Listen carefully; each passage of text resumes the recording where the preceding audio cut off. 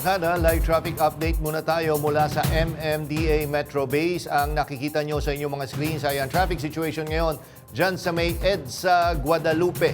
Unahin natin yun sa kaliwang bahagi, yung medyo maluwag, ang daloy ng trapiko. Yan yung northbound lane ng EDSA. Yan yung mga galing ng Pasay, galing ng Makati, papasok ng Mandaluyong at papunta ng Quezon City area. Samantala, medyo mabagal ngayon yung southbound lane ng EDSA. Yan yung galing Mandaluyong at papunta ng Makati at Pasay area.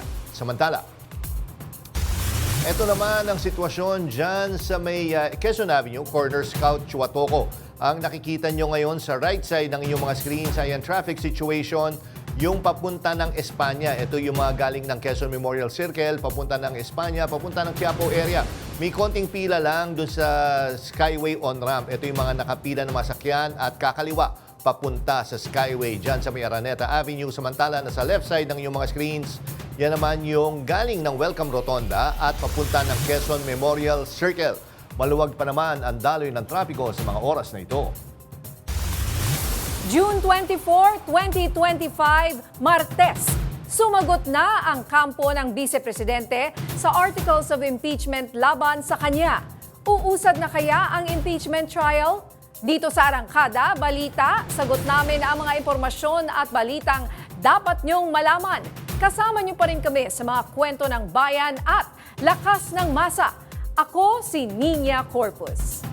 Bawat komento, pulso ng bayan, importante yan sa amin. Bawat issue, dadaanan natin yan. Kaagapay nyo kami sa mga usaping hindi dapat palampasin. Live tayo sa DZMM Radio Patrol sa East 30 at 92.3 FM Radio Manila at lahat ng FMR stations sa buong Pilipinas. Gayon din sa Signal TV, Channel 31.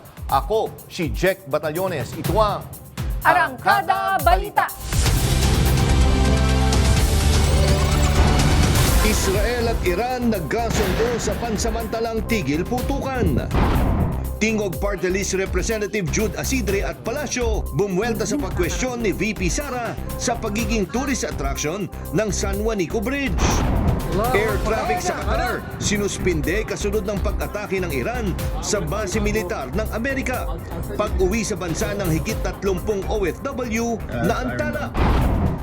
Sagot ni VP Sara Duterte sa impeachment case laban sa kanya, not guilty. Sabay hiling ng bise na ibasura ang wala raw basihang mga paratang sa kanya. At BTS member na si Suga, nag-donate ng higit 200 million pesos para magpatayo ng treatment center para sa mga batang may autism. Naatrasan ng isang pampasaherong jeep ang ilang sasakyan matapos daw pumalya ang kanyang preno. Ang isang nakasabit nag-ala Spider-Man at tumalon sa kasunod na tricycle. May report si Ryan Paraboles. Ipit sa traffic ang mga motoristang yan sa sumulong highway sa Antipolo, Rizal. Nang biglang umatras ang isang jeep. Ang lalaking nakasabit sa jeep nag-ala Spider-Man. Napunta sa bubungan ng naatrasan ding tricycle. Bahagya namang masama ang bagsak ng isang rider na unang naatrasan. Nahulog siya sa gilid ng barrier. Bukod dyan, napinsala rin ang harapang bahagi ng isang kotse. Kwento ng driver ng jeep, hindi raw gumana ang kanyang preno. Kwento naman ng nadamay na tricycle driver, napansin niyang tila nahihirapan ng jeep sa paahong bahagi ng kalsada habang traffic. Wala namang namatay sa aksidente, pero nasugatan sa binti ang naatrasang rider. Nagkaarigluhan naman ang mga biktima at ang jeepney driver. Ryan Paraboles, Sumarangkada sa Pagbabalita. Patay ang 3 batang babaeng magkakapatid sa Bukidnon matapos tangayin ng malakas na agos ng ilog ang kanilang sinasakyang motorsiklo. Yan ang umarangkadang balita ni FMR News Davao correspondent Hernel Tokmo.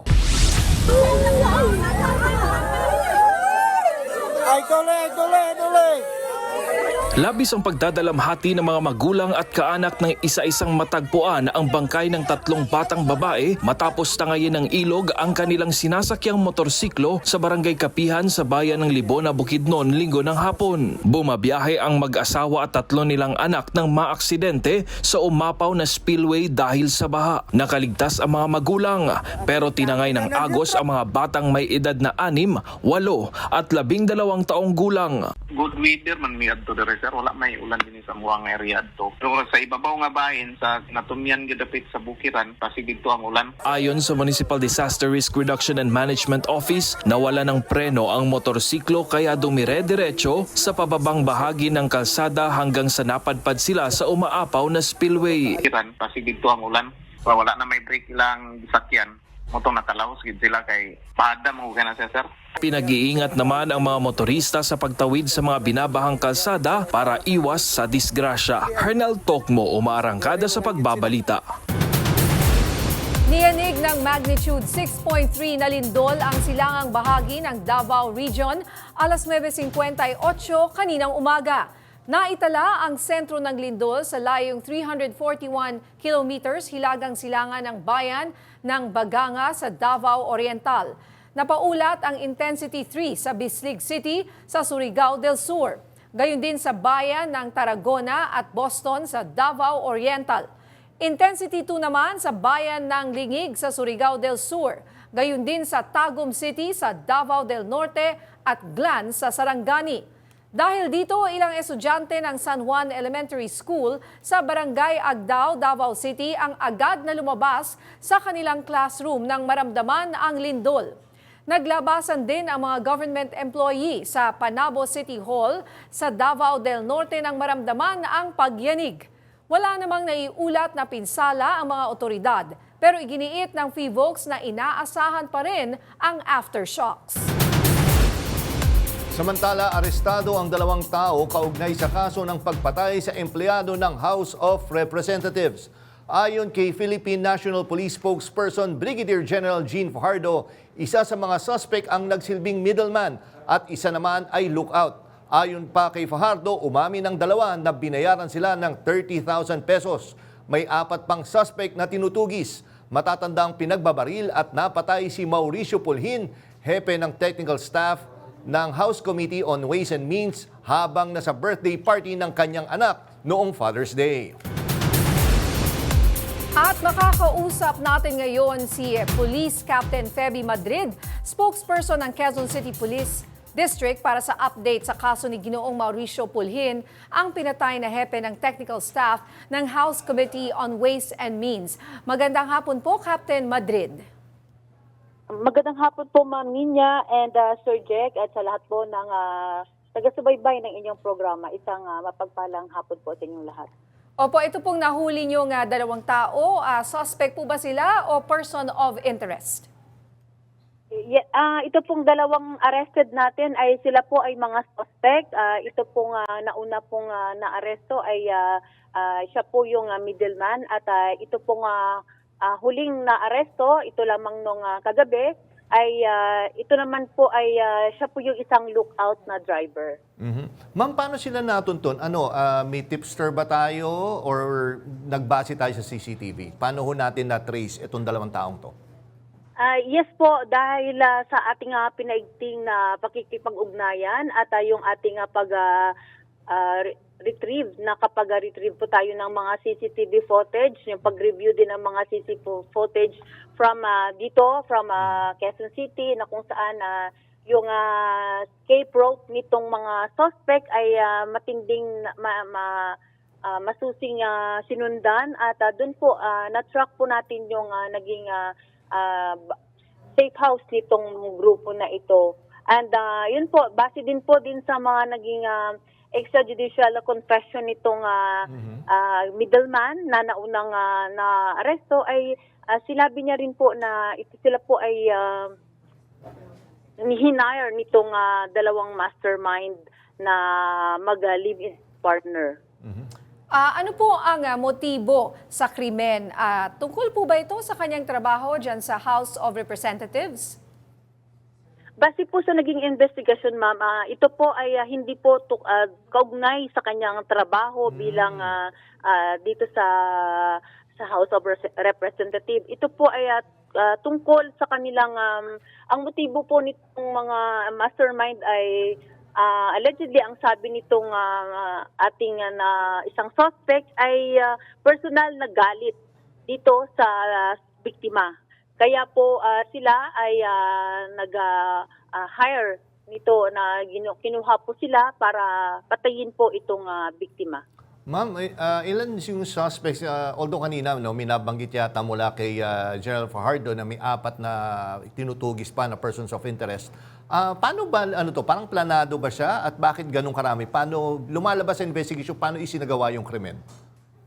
Yes po, lumalabas po sa investigation, hindi lamang po 6, ito po ay 7 po lahat sila na na-filean ng complaint dito sa ating City Prosecutor's Office dahil na-identify po itong unang-una itong dalawang mag-partner na si alias Alexis at saka si Maria Teresa. Sila po ang mastermind na dalawa at kasama ang isa po nilang inutusan, yung kanilang tao ay kasama din na si alias Christian. At ito pong isang ating na aresto ay isa din siya sa middleman, kaya siya yung kasama din po ito. At ang at large pa din po ngayon ito pong yung gunman at isa pong driver. So ang hinahanap pa rin po sa ngayon ay yung 5 pa po. Ang dami pala ang involved, no? Kaya nga eh. Opo. So ang lumalabas dito, Captain, ay nag-hire sila ng isang gun for hire na group? Ang lumalabas po, ito pong dalawang mastermind ay nagpahanap kanilang tao ng umautusan na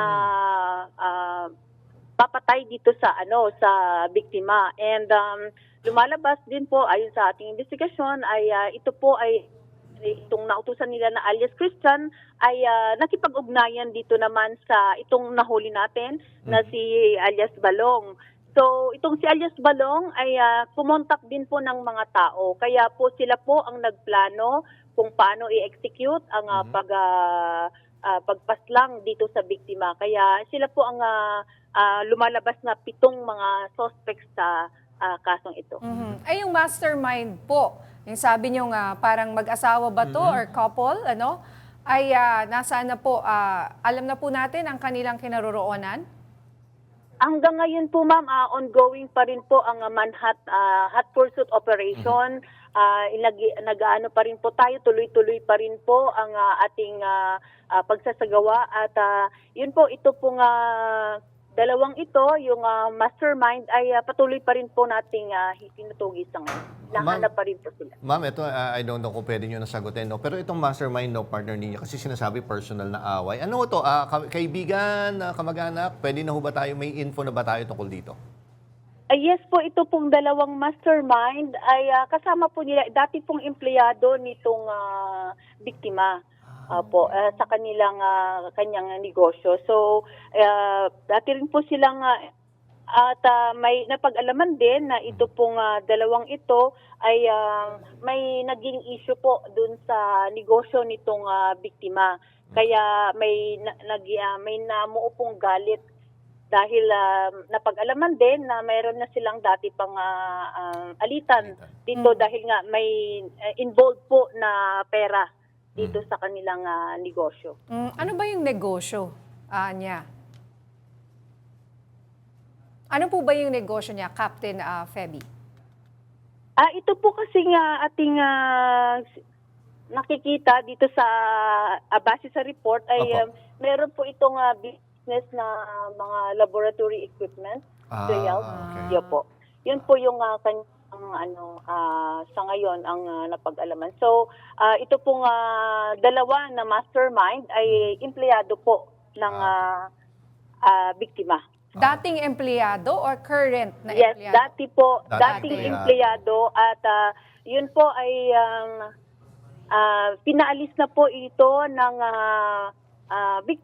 biktima dahil sa meron siyang hindi nakitang magandang may naging issue po sila doon sa report nitong yung Sa pera, sabi niyo po. yes, tama po. Napag-alaman natin na ito pong dalawang mastermind ay may naging issue sa pera at na-estafa po itong biktima.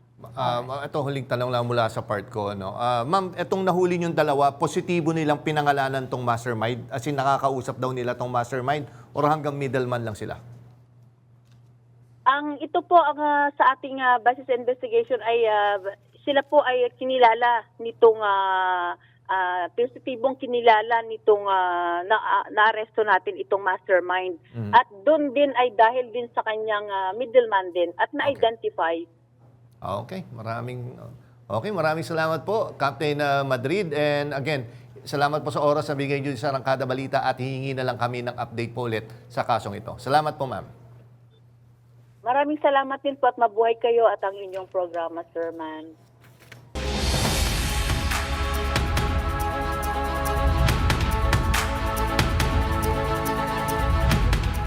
Naglunsad ng missile attack ang Iran sa isang US military base sa Qatar bilang ganti sa pambobomba ng Amerika sa mga nuclear site ng Iran.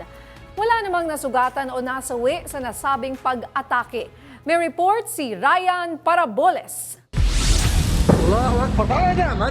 Nagpakawala ng missiles ang Iran, target ang isang base militar ng Amerika sa Qatar. Tinawag ng Islamic Revolutionary Guard Corps ng Iran na ito'y power attack sa Al Duyad Air Base. Ayon sa Iran, ang isinagawang pag-atake ay tumugma sa bilang ng mga bombang inihulog ng Estados Unidos sa kanilang mga nuclear site nitong weekend.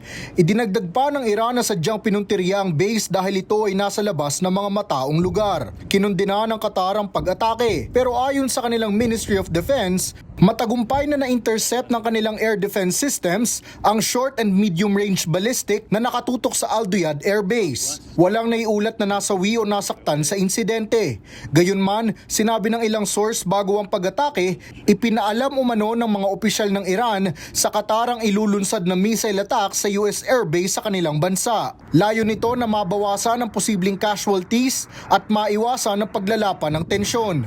Nauna rito, inabangan na ng administrasyon ni US President Donald Trump ang ganti ng Tehran sa pambobomba ng Amerika sa nuclear sites ng Iran. Pansamantalang sinuspindi ng Qatar ang air traffic sa buong bansa at pinayuhan ng ilang mga embahada na panatilihin sa loob ng bahay ang kanilang mga mamamayan. Agad namang pinayuhan ng embahada ng Pilipinas sa Qatar ang mga Pinoy na doon na manatili sa mga ligtas na lugar. Ryan Paraboles, Sumarangkada sa Pagbabalita. Naantala ang pag-uwi sa bansa ng 31 overseas Filipino workers na inilikas mula sa Israel, Jordan, Palestine at Qatar. Ayon kay Department of Migrant Workers Secretary Hans Leo Kakdak, kasunod ito ng pansamantalang pagsasara ng airspace ng Qatar dahil sa missile attack ng Iran sa US military base. Pero muli namang binuksan ang himpapawid ng Qatar at nireschedule ang kanilang mga biyahe. Ayon sa DMW, inaasahang darating ngayong gabi ang mga grupo ng mga lumikas na OFW sa bansa. Sa gitna ng umiigting na tensyon sa gitnang silangan, mariing itinanggi ng Iran ang balitang may ceasefire agreement na umano kontra Israel. Ito'y kasunod ng pahayag ni US President Donald Trump na may complete and total ceasefire na raw sa loob ng ilang oras. Nagbabalik si Ryan Paraboles. Mariing itinanggi ng Iran na may napagkasundo ang tigil putukan sa pagitan nila at ng Israel. Salungat sa inilabas na pahayag ni US President Donald Trump. Sa isang official statement mula Tehran, sinabi ng Iranian government na wala pang formal na kasunduan sa anumang ceasefire. Binigyang diin nila na Israel ang unang umatake at titigil lamang ang Iran sa kanilang military response kung hihinto rin ang opensiba ng Israel. Ito ay ilang oras matapos i-post ni Trump sa Truth Social ang kanyang anunsyo, kung saan binati pa niya ang parehong bansa sa umano'y kasunduan. Sa kanyang pahayag, may total ceasefire daw na magaganap sa loob ng 6 hanggang 12 oras hanggang sa pagtatapos ng gera. Ngunit wala ring opisyal na kumpirmasyon mula sa Israel ukol sa sinasabing kasunduan. Habang nagpapatuloy ang tensyon sa rehiyon, nananatiling kritikal at nagbabago-bago ang sitwasyon. Ryan Paraboles, Sumarangkada sa Pagbabalita. Israeli Defense Minister Israel Katz ang kanilang hukbong sa tatahan na lumusob sa puso mismo ng Tehran. Ganti ito sa umunoy paglabag ng Iran sa itinakdang ceasefire. Sa utos ni Katz, dapat tumbukin ang mga target sa rehimen sa kalakhang Tehran sa pamamagitan ng intense airstrikes. Ito'y kasunod lamang ng anunsyo ng Israel na ligtas nang lumabas ng shelter ang mga residente. 2 ballistic missiles ang pinakawalan ng Iran, parehong naharang ng Israeli Defense Systems. Sa kabila ng ceasefire talks, muli namang tumindi ang gulo sa pagitan ng Israel at Iran. Iniutos ni Pangulong Ferdinand Marcos Jr. sa mga ahensya ng gobyerno na tiyakin ang ligtas at maayos na pagpapabalik sa Pilipinas ng mga Pilipino sa Iran at Israel. Inanunsyo ng Pangulo na itinaas na ng pamalaan sa Alert Level 3 ang Iran at Israel dahil sa tumitinding tensyon sa rehiyon. Nauna nang sinalubong ni Migrant Workers Secretary Hans Leo Kakdak ang 26 na Pilipinong tumawid sa Jordan mula Israel. 8 Pilipino naman sa Iran ang nakatakdang i-repatriate sa mga susunod na araw. Ang mga Pilipinong i-repatriate ay makakatanggap ng 150,000 pesos na tulong pinansyal pati na rin ang transportasyon, matutuluyan at tulong sa kabuhayan. We have raised alert level 3 in Iran and Israel. I have directed all concerned government agencies to take the necessary steps to ensure the safe, timely, and orderly return of our Filipino workers who wish to avail of the voluntary repatriation program. Secretary.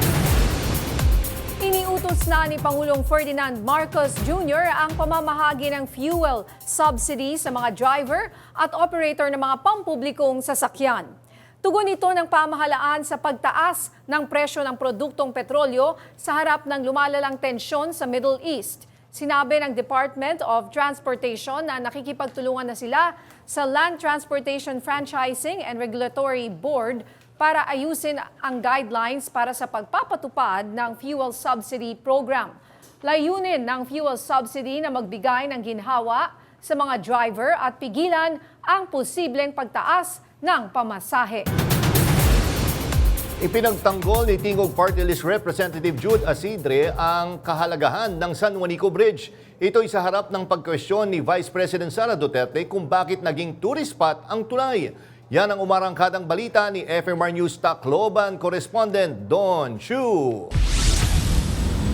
Hindi lamang tourist attraction ng San Juanico Bridge ayon kay Tingog Party List Representative Jude Asidre, makapangyarihang simbolo ito ng kaunlaran. Sagot ito ni Asidre kay Vice President Sara Duterte sa isang advertisement na nagpapakita sa San Juanico Bridge bilang tourist attraction kahit hindi ito singhaban ng mga kilalang tulay sa ibang bansa. Ayon kay Asidre, ang San Juanico Bridge na nagdurugtong sa Leyte at Samar ay patunay ng kaunlaran hindi lang ng Eastern Visayas kundi ng buong bansa na sumisimbolo rin ng pagkakaisa.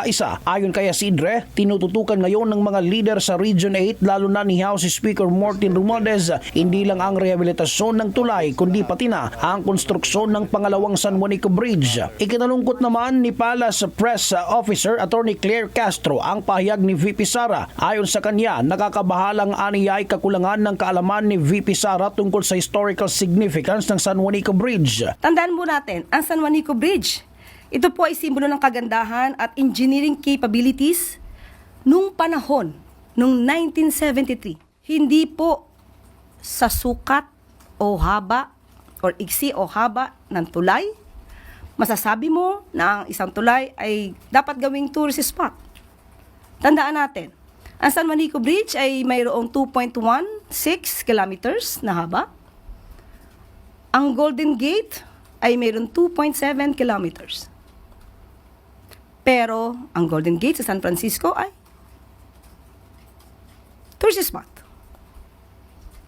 At pati yung El Marco Bridge na pinakamaiksing tulay na may sukat na 6 meters ay tinatawag ding tourist spot. Kinestyon naman ni House Spokesperson Attorney Princess Abante ang biyahe ni VP Sara para sa Free Duterte Now rally sa Melbourne, Australia. Ayon sa kanya, mas dapat iginugugol ng mga elected official ang oras nila para sa bayan at hindi para sa personal na agenda. Wala pang tugon ukol dito si VP Sara na nasa Australia pa ngayon.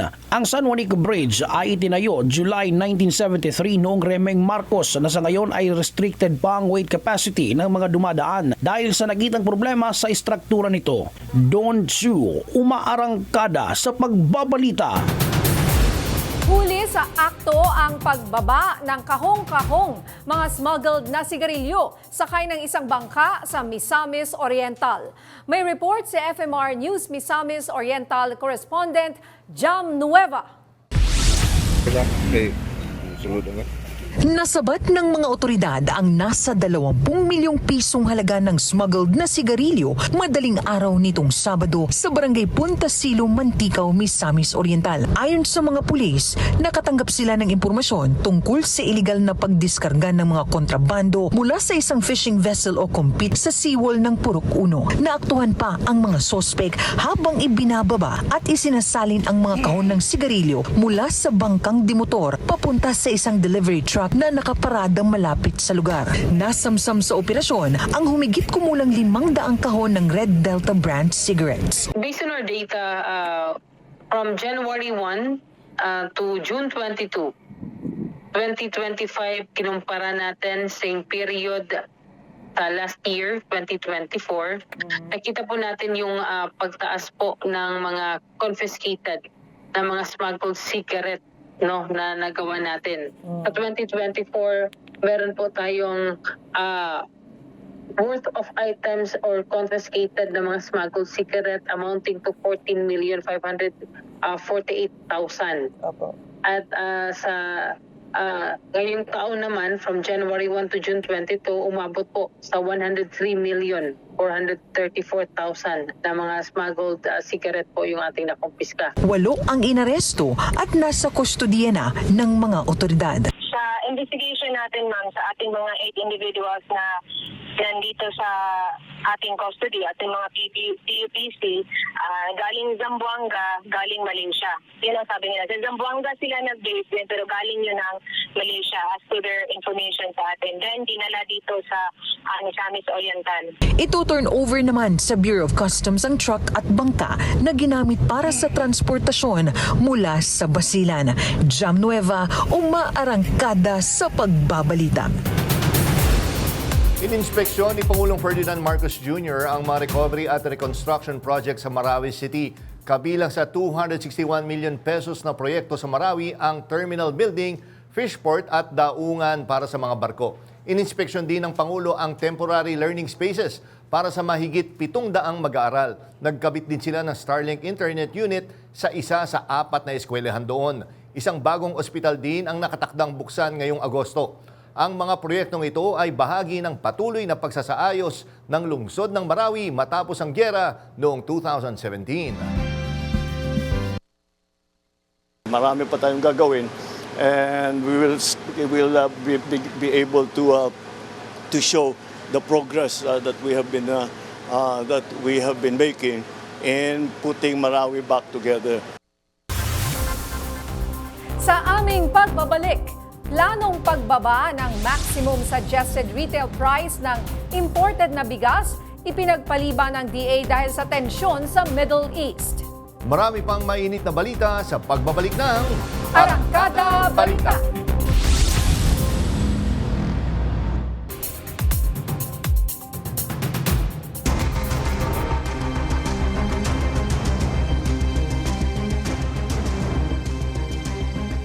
Sinagot na ni Vice President Sara Duterte ang inihayang impeachment case laban sa kanya ng Kamara. Sa 34 na pahinang sagot, iginit ng kanyang kampo na walang kasalanan, walang basehan at wala ring ebidensya laban sa kanya. May report si Angela Babad.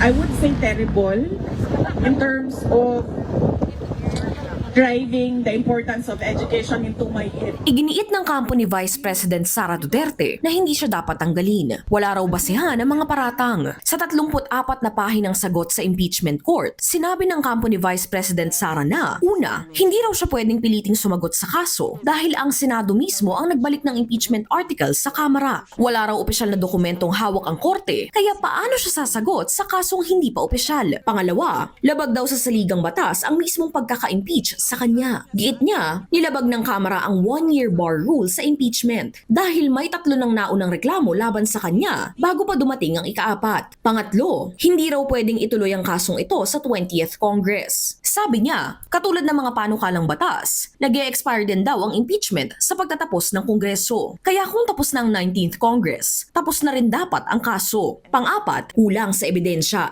Isa-isang sinagot ni Vice President Sara ang 7 articles of impeachment mula sa issue ng confidential funds, bribery, extrajudicial killings, unexplained wealth, at destabilization. Ayon sa kanya, puro haka-haka lamang ang laman ng complaint. Walang direktang patunay at marami raw ay batay lang sa chismis, hearsay at hindi pa tapos na audit. Sa dulo ng kanyang sagot, pleading not guilty si Vice President Sara. Pero malinaw, hindi siya nagpapasakop sa jurisdiksyon ng impeachment court at hinihiling niyang ibasura ang buong reklamo. Depensa ni Vice President Sara, hindi lang ito usaping legal, kundi usaping politikal din. At kung walang ebidensya, dapat daw wala ring kaso. Angela Babad, umaarangkada sa pagbabalita.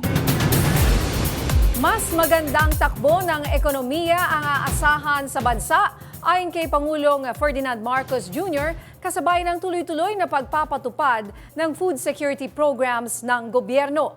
Target ng Administrasyong Marcos ang 6% GDP growth sa mga darating na quarter kasunod ng naitalang 5.4% na paglago ng ekonomiya sa unang bahagi ng 2025.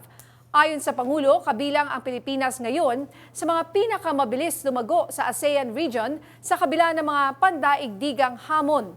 Tinukoy ng Pangulo ang pag-unlad sa sektor ng agrikultura, pangingisda, industriya at serbisyo bilang pangunahing dahilan ng economic growth.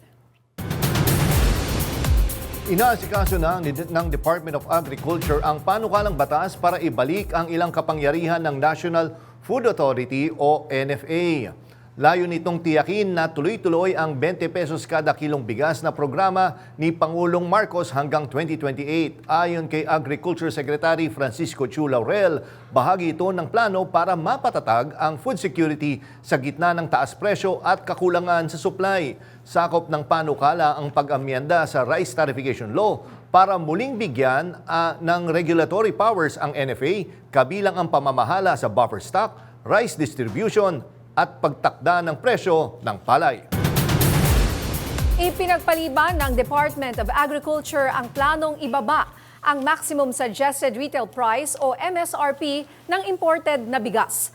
Ayon kay Agriculture Secretary Francisco Chu Laurel, posibleng ma-delay ito ng 1 hanggang 2 buwan dahil sa tumitinding tensyon sa Middle East. Pag-aaralan daw muna ng ahensya ang magiging global price bago ipatupad ang bagong MSRP. Dagdag ni Chu Laurel, may epekto rin ang oil price hike sa sektor ng agrikultura. Plano ng DA na ibaba sa 43 pesos mula 45 pesos ang MSRP ng imported na bigas.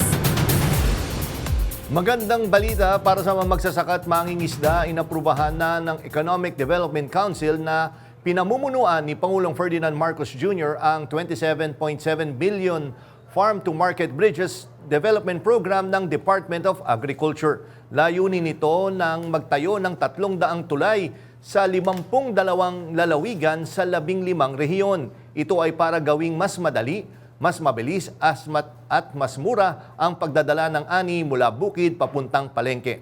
Sabi ni Agriculture Secretary Francisco Chu Laurel Jr., hindi lang ito simpleng proyekto, isa itong hakbang para itaas ang kita ng mga nasa sektor ng agrikultura at tulungan silang umangat sa halip na maiwan. Ang 22.15 billion ang pondong inilaan dito at inaasahang sisimulan ang konstruksyon sa 2026 at matatapos sa 2029. Hinihikayat ni Interior and Local Government Secretary John Vic Remulla ang mga mayor sa Metro Manila na bumili ng police vehicle. Ayon kay Remulla, ibibigay niya ito sa pamamagitan ng Buy One, Give One scheme para makahabol ang bilang ng police vehicles sa populasyon ng mga LGU sa Metro Manila at mga kalapit na lalawigan. Kapag bumili umano ng isang police vehicle ang lokal na pamahalaan, bibigyan sila ng isa pang police car ng DILG. Suporta ito ni Remulla sa kampanyang 5-minute response time ng PNP.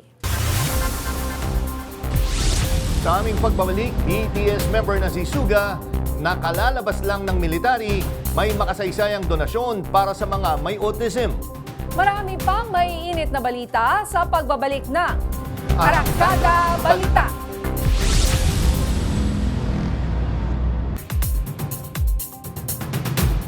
Pinutol ang ICC prosecutor sa hinihinging panandaliang kalayaan ni dating Pangulong Rodrigo Duterte. Sa 15 pahinang public filing, sinabi ni ICC Deputy Prosecutor Mame Mandiaye ni ang kailangan manatili sa custody ni Duterte para masigurong haharap ito sa paglilitis. Git ng prosecutor, mismong mga pahayag at galaw ni Duterte, pamilya nito at mga taga-suporta patunay na hindi ito tinatanggap na lehitimo na kaso laban sa kanya. Kinwestiyon din ng umano'y paggamit ng karahasan ni Hanelet Avancenia na nakunan sa video habang sinasaktan ng isang arresting officer gamit ang telepono. Inidagdag pa ng ICC ang paulit-ulit na alegasyon ng kampo ni Duterte na ito'y kidnap ng Philippine government at ng ICC. Binanggit din ng posisyong politikal ng mga anak ni Duterte, kabilang ang kasalukuyang impeachment proceedings laban kay Vice President Sara Duterte. Kasama sa mga rason ang alegasyong may balak na pagpapatumba kay Pangulong Marcos upang ipagpatuloy umano ang kapangyarihan ng pamilya Duterte. Sa huli, giniit ng prosecutor na posible ang pananakot at pag-impluwensya sa mga testigo kung palalayain si Duterte. May libreng sakay ang Light Rail Transit 2 at Metro Rail Transit Line 3 bukas, June 25 bilang pagdiriwang ng Day of the Filipino Seafarer. Alinsunod ito sa utos ni Pangulong Ferdinand Marcos Jr. na pagaanin ang gastusin sa transportasyon ng mga pasahero kabilang ang mga marino na malaki ang ambag sa lipunan. Kailangan lang magpakita ng Seafarer's Identification and Record Book o PRC ID sa ticket seller o security guard sa service gate para sa libreng sakay. Magsisimula ang libreng sakay mula unang biyahe ng tren sa North Avenue Station na 4:30 a.m. hanggang 10:30 p.m. at mula 5:05 a.m. sa Taft Avenue Station hanggang 11:09 p.m. Libre rin ang sakay sa LRT2 para sa mga marinong Pinoy mula alas 7 ng umaga hanggang alas 9 ng umaga at mula alas 5 ng hapon hanggang alas 7 ng gabi bukas. Nagpahayag ng pagkabahala ang Japan sa pag-water cannon ng China Coast Guard sa mga barko ng Bureau of Fisheries and Aquatic Resources malapit sa Bajo de Masinloc o Scarborough Shoal. Ayon kay Japanese Ambassador to the Philippines, Endo Kazuya, tinututulan nila ang anumang unilateral change at mga hakbang na lalong nagpapataas ng tensyon sa South China Sea. Ayon kay Endo, nais nilang bigyang diin ang kahalagahan ng paggalang sa United Nations Convention on the Laws of the Sea at sa arbitral ruling noong 2016. Kamakailan lang ginamitan ng water cannon ng isang barko ng China Coast Guard ang BRP Datu Taradapit at pinuntriya naman ng BRP Datu Tamblot habang nagdadala ng tulong sa mga mangingisda sa Bajo de Masinloc. Sinundan at muntik mabangga ng mga barko ng China ang BRP Datu Daya at BRP Datu Bangkaya. Muling binayo ng malalakas na thunderstorms ang Metro Manila dala ng southwest monsoon o habagat kahapon. Dahil dito ilang pangunahing kalsada ang nakaranas ng bahagyang pagbaha. Ayon sa MMDA, pasado alas 3:30 ng hapon, umabot sa 13 pulgada ang lalim ng baha sa Commonwealth Avenue sa Quezon City. Ilang kalsada rin ang gutter deep o hanggang 8 pulgadang baha pero nanatiling passable naman sa lahat ng sasakyan. Samantala, patuloy pa rin makakaranas ng maulang panahon ang ilang bahagi ng Luzon at Mindanao dahil sa habagat at mga kaulapang namataan sa paligid ng bansa. Rumesponde ang Metro Manila Development Authority o MMDA sa panawagan ng lungsod ng Maynila para linisin ang mga tambak ng basura sa mga pangunahing kalsada. Ayon sa MMDA, 14 na toneladang basura na ang kanilang nahakot mula sa mga lansangan matapos ang sunod-sunod na pagbuhos ng ulan nitong mga nakaraang araw. Agad ipinag-utos ni MMDA Chairman Attorney Don Artes ang pagpapadala ng mga dump trucks para tumulong sa clearing operations ng lungsod. Ang mga basurang nakokolekta ay dinala sa Navota Sanitary Landfill. Patuloy ang panawagan ng MMDA sa publiko, maging responsable, huwag basta-bastang magtapon ng basura, kalusugan at kaligtasan ng lahat ang nakataya.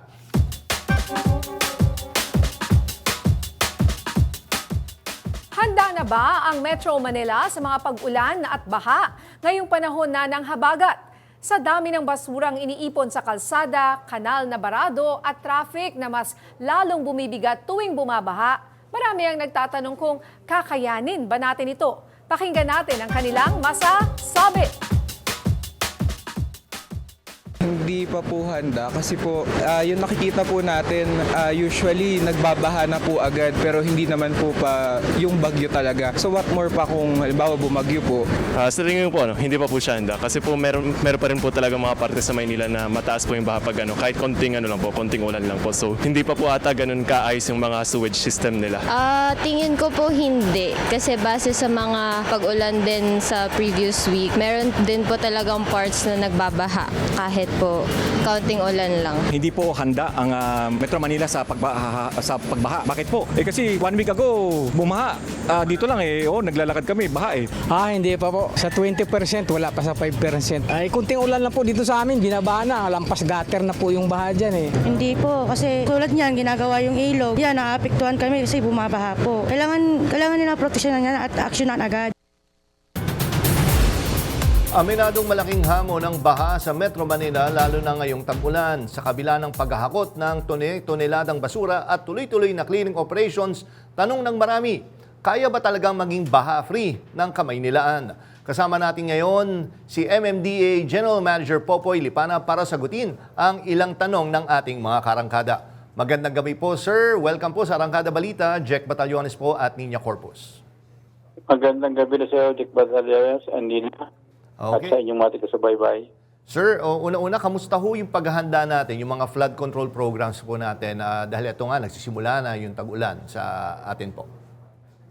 Sa akin naman, yung atin naman, sinisigurado natin, yung ating lahat ng 71 pumping station ay gumagana. At tuloy-tuloy ang ating paglilinis ng ating mga waterways. In fact, nakaka-65% na tayo whole year round. At ito na may ginagawa natin whole year round. At malaking role nga yung ating pumping station.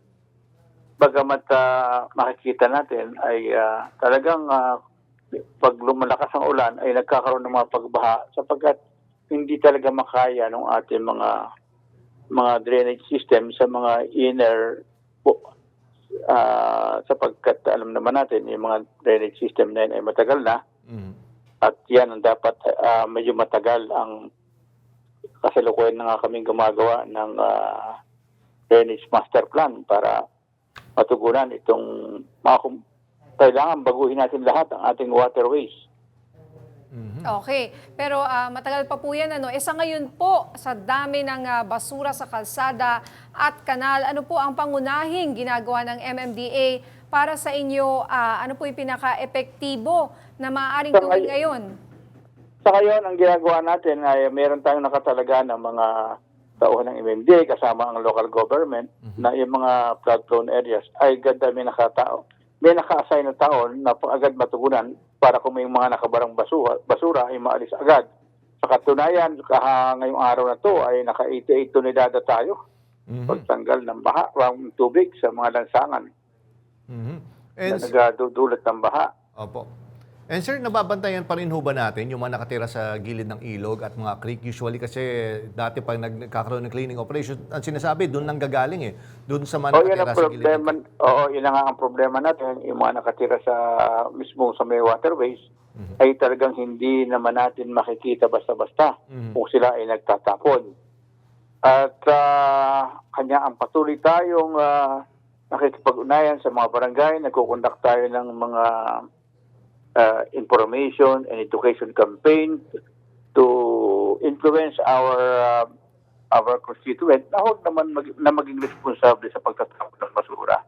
Sa pagkitang-kita natin, ting magkakaroon ng baha, bunto ng basura ang nakikita natin, napakalaki po itong contribution sa mga pagbaha.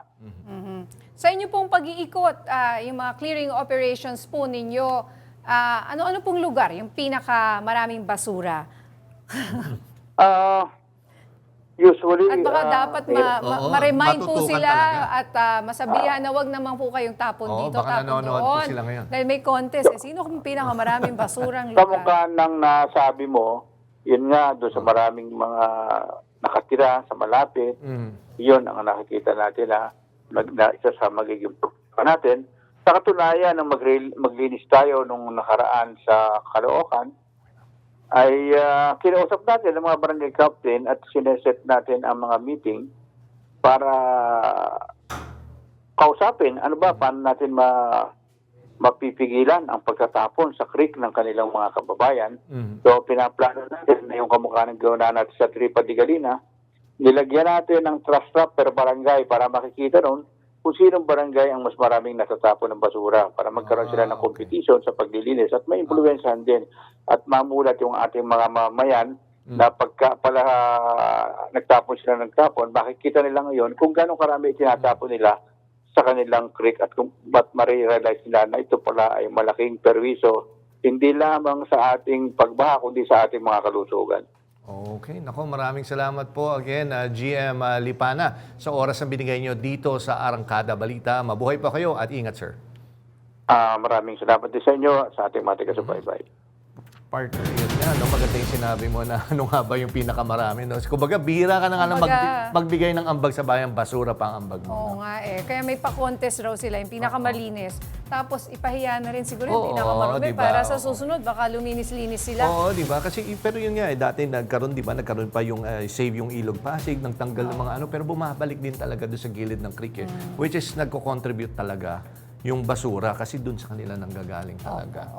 Ang daming mga dapat bantayan talaga yung Araneta Avenue, which is laging malalim talaga. Yung kahapon, yung partner yung traffic, no? Grabe yung kahapon, I'm sure. Hindi ko alam kung dahil sa baha yun o talagang volume ng marami sasakyan. rin mainit ang ulo dahil sa traffic. May mga nagbanggaan pa sa gitna ng mga baha, pag-ulan, may nagbanggaan, may nag-away. Okay, ito muna. Balikan natin ang issue ng impeachment. Ngayon, nagharap na ng formal na sagot si VP Sara. Tanong ng marami, legal ba talaga ang depensa o legal maneuvering lang ang ito para takasan ng kaso? Makasama natin ngayon si Congressman-elect ng Bicol Saro, Congressman-elect Terry Ridon. Magandang gabi po, sir. Welcome po sa Arangkada Balita. Jack Batallones po at Nina Corpus. Sir? Attorney Terry. Siguro babalikan natin si Attorney siya na, dahil ang dami nga sagot dahil nga sumagot na, uusad na ba finally? Oo. Ang sinasabi kasi niya ng prosecution na ang sinasabi niya mga technical, yung proseso, pero hindi talaga sinagot yung mga kaso laban sa kanya like corruption, saan napunta ang pera, ang kanyang sagot ay yung kumbaga yung 1 year bar rule. Yung rule Pero ang dami expected naman na sasabihin. Alam mo, ang dami na nga natin. Okay, sige. Andiyan na si Attorney Terry Ridon. Wala daw. Sige. Iba muna. Baka bukas or mamaya. Magbabalik po ang Arangkada Balita.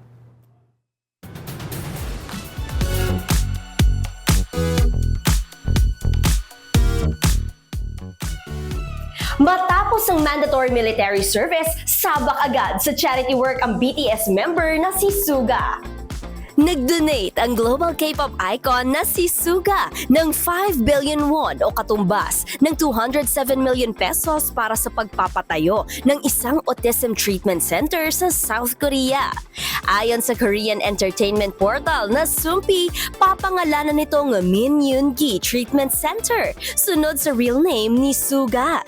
Kinumpirma ng isang representative ng Yonsei Severance Hospital sa Seoul ang donasyon ni Suga. Naisagawa na rin ang groundbreaking ceremony para sa itatayong center kahapon. Layo ng treatment center na makapagbigay ng language, psychological at behavioral therapy para sa mga kabataang may autism. At yan ang mga umaarangkadang showbiz balita. Ako po si DJ Mama Mia ng FM Radio Manila. Balik sa inyo, Jack and Nina. At sa aming pagbabalik, dating batang lansangan na si Eugene De La Cruz graduate with honors. Ang kanyang kwento ng pagsisikap at tagumpay alamin natin sa pagbabalik ng Arangkada Balita.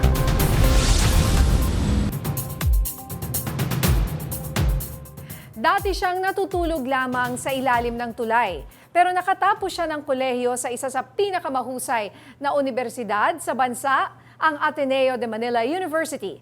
Ang buhay niya ay kwento ng pananampalataya, pagsusumikap at pagbangon. Kaya ngayong gabi makakasama natin live dito sa PRTV Prime Studios ang isang tunay na inspirasyon. Magandang gabi sa'yo. Welcome, Eugene de la Cruz. Magandang hapon po, Miss Nina and Sir Jack. Yeah, salamat sa pagpasyal dito Salamat sa aming studio. din po sa pag-imbita. Una-una, congratulations. Maraming salamat po. You graduated with honors, no? Ano ba yung kurso mo sa Ateneo? And ano yung honor na natanggap mo? Yes, Bachelor of Arts po in Economics Honors with specialization in Financial Economics and a minor in Decision Science. And I graduated with honorable mention po standing. Wow, Wow, parang ang dami. di ba? Oo, Napaka-complicated naman. Okay, so congratulations. And ilang taong ka nag-aral? How many years? 10 years po, but I'm currently 25 po kasi nag-stop po ako ng 3 taon po nung naging pulubi po ako. Apo. Okay. Yun nga yung Yun question nga nga na pinag-uusapan actually namin ni Nina is paano yung buhay mo noon, yung sinasabing natira ka sa kalsada, as in literally, nakatira ka sa, can you tell us more about Yes. that? Nung 5 years old po ako, naghiwalay nanay tatay ko po. I was left with my father's side po. And then nung 12 years old po ako, I came out right after my graduation ng elementary po. I thought enough na po yung medal na nakuha ko po nun para po hindi po ako palayasin. Pero unfortunately, tinapon po lahat ng gamit ko sa kalye. And then from there po, I lived as a beggar. Although there were certain moments in my life po na someone took me in. Pero yun po, parang minsan, pag sinuswerte po ako, umabot lang ng 25 po talaga limos ko, natutulog lang po ako sa mga jeepneys kapag umuulan and minsan naman po sa kalye lang po kapag okay po yung panahon. Saan itong lugar na nangyari? Sa Tondo, Maynila po. Opo, around Tondo and Gagalangin, Maynila po. Okay, so talagang batang Maynila ka pala, no? Yes po. Okay, nung may kapatid ka, yung nanay mo, anong ginawa nung pinalayas ka? Opo, yung nanay ko po, recently na lang po kami nag-connect ulit after po nung naging pulubi ako. And then when I came to her po for rescue, may pamilya na po siyang iba, may 3 na po siyang anak. So naiwan po kami ng kapatid ko po. Yung kapatid ko po naiwan po sa lola ko nung pinalayas po ako sa amin. And she just told him po na parang iniwan ko po siya. Kaya wala na po kaming contact ever since. Ng kapatid ko rin po. Hanggang ngayon? Hanggang ngayon po. Hanggang ngayon? Yes po. So may kapatid kang estranged din? Meron din po. Pang maalaala mo kaya itong buhay ni ibang klaseng kwento Eugene, ng ha? Oo. So literally, pulubi, nanlilimos ka ba? Opo, nanlilimos po talaga. Gano'n Dati po. Ilang taong ka nun? I was 12 that time po. Gano'n kahirap yung buhay na gano'n? I mean, sobrang I'm hirap. sure mahirap, pero Opo. gaano? Minsan parang nagpe-pray na lang po ako kay God na parang ina-ask ko po na, Lord, what did I do po sa dati ko pong buhay? Bakit ko po kinailangan pagdaanan to? Sabi ko po, hindi naman po problema sa akin na maging pulubi. Ang sa akin lang po sana kung meron lang akong isang parent figure with me, kahit nanay or tatay ko po. Kasi sa murang edad po, kinakailangan ko nang isipin po yung kung saan po ako kukuha ng pangkain, saan po ako matutulog, and kung matutulog man po ako, sigurado po ba akong ligtas po akong magigising kinabukasan. Oo, grabe, no? Paano mo na-survive yun from that time na nabulubi ka? And paano mo natuloy ang iyong pag-aaral? Kasi for you to graduate with honors sa Ateneo de Manila University, at the age of ilang taon ko ngayon? 25. 25 years old. Dapat tuloy-tuloy yung pag-aaral mo dyan, elementary and high school, ano? Opo, siguro, after 3 years po of living in the streets po, a relative of ours po, sa side po ng tatay ko po, nakita po ako sa kalye, napagalitan po yung tatay ko kasi hindi din po nila alam na pinalayas po pala ako sa amin. So, nung time na yun po, nasa Leyte po yung tatay ko, napilitan po siyang dalhin po ako doon, kaya po napunta rin po ako sa Leyte bilang yaya po ng stepbrother ko po. And, may iba na siyang family. yes po, opo. Pero pinili ko pong mag-aral doon, kaya iniwan niya po ulit ako kasi sabi niya po, ang pag-aaral, hindi naman tayo mapapakain ng grades mo. And I beg to differ. Parang sabi ko po, eto na lang yung susi ko para po makapagtrabaho and maangat po yung sarili ko sa pagkahirapan po. So yun, parang nag-tutor po ako, umabot po ako ng awa ng Diyos, sa tulong din po ng ibang mga individual at saka ng mga teacher ko po, graduate po ako ng high school with the highest honors po with 98 average po. And luckily enough, Ateneo took a chance with me. Wait, saan ka nag-graduate ng high school? Hilongos National Vocational School po. Saan Public to? high school lang po sa Leyte po. Sa Leyte. Opo, Southern Leyte. Okay. Opo, naiwan na po ako doon. And then, paano ka natanggap sa Ateneo de Manila? Nag-apply po ako for UP Ateneo and LaSalle. Luckily enough, I was given a scholarship po for both LaSalle and Ateneo. I just saw a post po na parang Ateneo takes great care of its scholars. So, Ateneo po yung pinili ko. At first, it was a foreign feeling kasi sabi ko po parang common connotation, mayayaman po yung nandun ng mga estudyante. Oo. Pero Kaya nga. sa akin po, Ateneo has been very welcoming and they embrace me with open arms. Okay. Naku, alam mo, Okay. dami So, pa paano na. yung sandali? Scholar siya, as in full scholar? Yes po. Paano yung pagkain mo, yung bahay mo, saan ka tumira? Pagkain, bahay po, meron, binigyan din po ako ng allowance si Ateneo kapag kinukulang po, kinoconnect po nila ako to benefactor. Pero ako po kasi yung type na individual na ayoko pong umasa lang po sa binibigay nila. Kaya I still tutor individuals here and there po to supplement whatever they give for me po. Okay. Oh, wow, congratulations Maraming sa'yo. And now salamat. you're working, You Yes, graduated at may trabaho na siya. Maraming salamat. Marami pa kami tanong mamaya, pero So, saan tatapusin tanungin namin anong yung trabaho show. mo? Saan ka nag-work? Sa Energy Development Corporation. Diba? Sige. Energy Development Corporation, EDC. At yan, maraming salamat sa iyo, Eugene, mula sa pagiging batang lansangan. Ngayon ay isang liwanag na sa puso ng maraming Pilipino, si Eugene de la Cruz. Thank you sa iyo at sa pagbabahagi mo ng iyong kwento. Maraming salamat po.